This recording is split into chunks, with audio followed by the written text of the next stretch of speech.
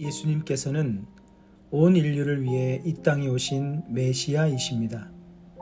메시아란 구원자라는 뜻입니다.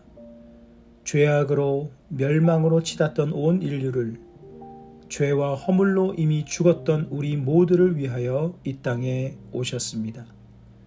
우리의 모든 죄를 지시고 십자가에 대신 죽으시사 우리의 죄의 대가를 대신 치르셨습니다.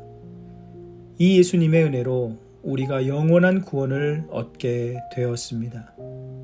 하나님의 우리를 향한 영원한 사랑의 계획이 이루어진 것입니다. 오늘 본문은 예수님께서 하나님께서 보내신 메시아임을 나타내시는 계시의 기록입니다. 이 계시는 두 가지로 보여지고 있습니다. 하나는 세례를 통한 계시입니다. 예수님께서 세례를 받으시고 기도하실 때 하나님께서는 너는 내 사랑하는 아들이라 내가 너를 기뻐하노라 말씀하시며 예수님께서 이 땅에 오신 메시아이심을 계시하셨습니다.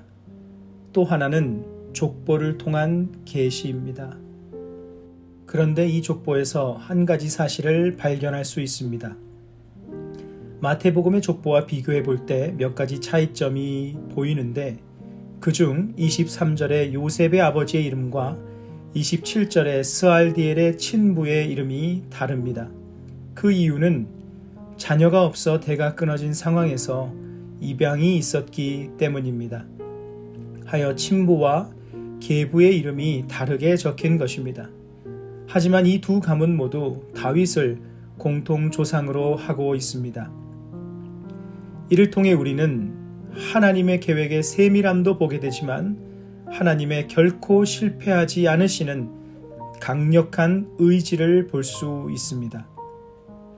그 가문의 대가 끊어지자 아브라함과 다윗의 혈통을 벗어나지 않는 또 다른 가문을 통해 입양을 하게 하심으로 수천 년에 이른 메시아 되신 예수님의 족보를 완벽하게 완성하셨습니다. 사람의 입장에서는 대가 끊어지고 희망이 사라지는 듯한 상황이었겠지만 하나님께서는 그분께서 예비하신 방법으로 반드시 그분의 계획을 이루어내셨습니다. 실패요, 실수라고 여길 수밖에 없었던 상황을 하나님께서는 모든 것이 합력하여 선을 이루게 하셨습니다. 우연도 아니라 하나님의 세밀한 계획이요 힘있는 인도하심이었습니다. 우리를 향한 그분의 사랑의 의지였습니다. 세례를 통한 계시 또한 마찬가지였습니다. 예수님의 세례 사건이 주는 귀한 교훈들이 있지만 이 또한 우리를 향한 하나님의 사랑의 의지의 표현이었습니다. 세례를 받으실 필요가 전혀 없으신 하나님의 아들께서 무릎을 꿇으시면서까지 하나님의 뜻에 자신을 복종시키시는 모습을 보여주셨습니다. 예수님은 모든 무릎을 꿇게 하시는 분이시지 무릎을 꿇어선 안 되시는 분이십니다. 그러나 우리를 구원코자 하시는 그분의 사랑의 의지 앞에 그 어떤 자존심도 장애가 될 수 없었습니다.